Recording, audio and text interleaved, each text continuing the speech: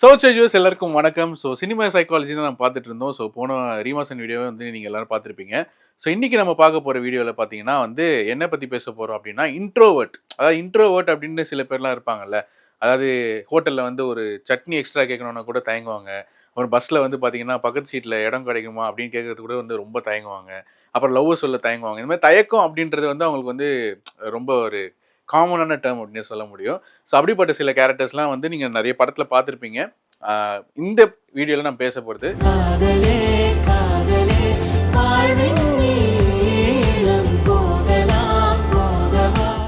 96 படத்தில் வர ராம் கேரக்டர் அதை பற்றி தான் பேச போகிறோம். ஸோ 96ல் பார்த்தீங்கன்னா ராம் வந்து ஒரு பக்காவான ஒரு இன்ட்ரோவர்ட்னா இப்படி தான் இருக்கணும் அப்படின்றதுக்கு எல்லா எடுத்துக்காட்டும் அந்த கேரக்டரில் இருக்குது. அண்ட் அந்த கேரக்டரை வந்து பார்த்தீங்கன்னா அவ்வளோ அழகாக வந்து டிசைன் பண்ணியிருப்பாரு பிரேம்குமார். ஸோ ஒருவேளை பிரேம்குமார் தான் அந்த ராமா அப்படின்ற ஒரு கேள்விக்குறி கூட அங்கே இருக்குது. ஏன் அப்படின்னா அவர் கூட நிறைய இன்டர்வியூஸ்லாம் அப்படி தான் இருக்காரு. ஸோ இந்த கேரக்டர் பற்றி சொல்லணும் அப்படின்னு பார்த்தீங்கன்னா சின்ன வயசுலேயே பார்த்தீங்கன்னா வந்து பயங்கர ஷை டைப்பாக, அதாவது ஒரு பொண்ணுக்கிட்ட பேசுறது கூட தயங்குற ஒரு கேரக்டரு. அதுக்கப்புறமா வந்து வளர வளர எப்படி இருக்கு அப்படின்னு பார்த்தீங்கன்னா ஒரு கட்டத்துக்கு மேலே இவங்க வந்து எப்படின்னா பார்த்தீங்கன்னா லோன்லினஸை தேடி போக ஆரம்பிச்சிடும். அதாவது தேட்டருக்கு வந்து தனியாக போய் படம் பார்க்கறது, அப்புறம் தனியாக போய் சாப்பிட்றது, ஃப்ரெண்ட்ஸ் இல்லாத ஜோனை கூட வந்து பார்த்தீங்கன்னா இவங்க வந்து பயங்கரமாக என்ஜாய் பண்ணிப்பாங்க. ஸோ இந்த கேரக்டரிஸ்டிக்ஸ்லாம் பார்த்தீங்கன்னா இந்த கேரக்டரில் கூட நல்லா காமிச்சிருப்பாங்க. அதாவது லைஃப் ஆஃப் ராம் சாங்கில் பார்த்தீங்கன்னா நிறைய இடங்கள் வந்து ட்ராவல் பண்ணுவார், ட்ராவல் ஃபோட்டோகிராஃபர் மாதிரி தான் காமிச்சிருப்பாங்க. அண்ட் பார்த்தீங்கன்னா எல்லாமே வந்து தனியாக தான் இருக்கும். அதாவது அவர் கேங்காக போகிறது வந்து ஸ்டூடெண்ட்ஸ் கூட போகிறது இருக்கும். பட் இந்த சாங்கில் பார்த்தீங்கன்னா நிறைய இடத்துக்கு வந்து அவர் தனியாக போய் எக்ஸ்ப்ளோர் பண்ணுற மாதிரி தான் இருக்கும். ஸோ அதிலே வந்து அவர் காட்டியிருப்பாங்க அது வந்து ஒரு இன்ட்ரோவர்ட் கேரக்டர் அப்படின்னு சொல்லிட்டு. அதே மாதிரி பேசுறதும் பார்த்தீங்கன்னா ரொம்ப அளவாக இருக்கும், ஆனால் கரெக்டாக இருக்கும் அப்படின்ற மாதிரி தான், தேவைப்படும் போது பேசுவாங்க அப்படின்ற மாதிரி. ஸோ இப்படிப்பட்ட இந்த இன்ட்ரோவர்ட் கேரக்டர்ஸ் பார்த்தீங்கன்னா அவங்களுக்கு பிடிச்ச பர்சன் வந்து பேசும்போது பார்த்தீங்கன்னா பயங்கர ஷையாக ஃபீல் பண்ண ஆரம்பிப்பாங்க. அந்த ஷைனஸில் ஒரு இன்னசென்ஸ் இருக்கும். ஸோ இதெல்லாம் வந்து இந்த கேரக்டர் நல்லாவே தெரிஞ்சிருக்கும். உதாரணத்துக்கு பார்த்தீங்கன்னா த்ரிஷா வந்து ஒரு விஷயம் கேட்கும் போது பார்த்தீங்கன்னா விஜய் சேதுபதி வந்து பார்த்தீங்கன்னா பயங்கரமாக ஒரு ஷைனஸோட ஒரு இன்னசென்ட்டாக வந்து ப்ளே பண்ணியிருப்பார்.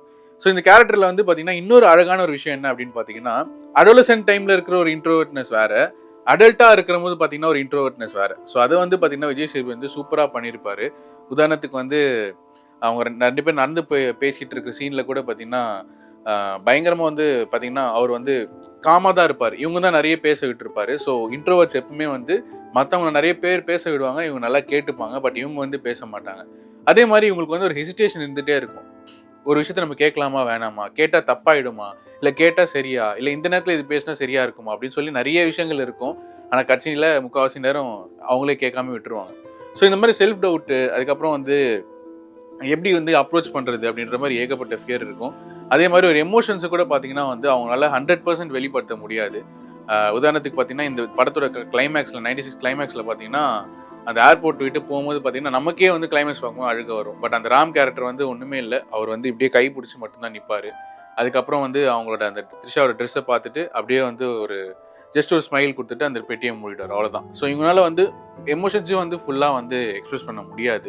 அது அப்படிப்பட்ட ஒரு சூப்பரான கேரக்டர் தான் விஜய் சேதுபதி அவர்கள் ராமா வந்து 96ல் நடிச்சிருந்தாரு. அண்ட் இதுக்கான ப்ரிப்பரேஷன் என்ன இருந்துச்சு அப்படின்னு கேட்குறப்போ அவர் ஒரு இன்டர்வியூவில் சொல்லியிருந்தார் என்ன அப்படின்னா, ராம் வந்து ஒரு இன்னசென்ட்டு, அதாவது லைஃப்பில் வந்து பெரிய ஒரு விஷயத்தை இழந்துட்டு ஆனால் இன்னும் அந்த விஷயத்தை தேடி ஓடிட்டு இருக்கிற ஒரு கேரக்டர் அப்படின்ற மாதிரி தான் நான் வந்து ப்ராசஸ் பண்ணேன் அப்படின்னு சொல்லியிருந்தாரு.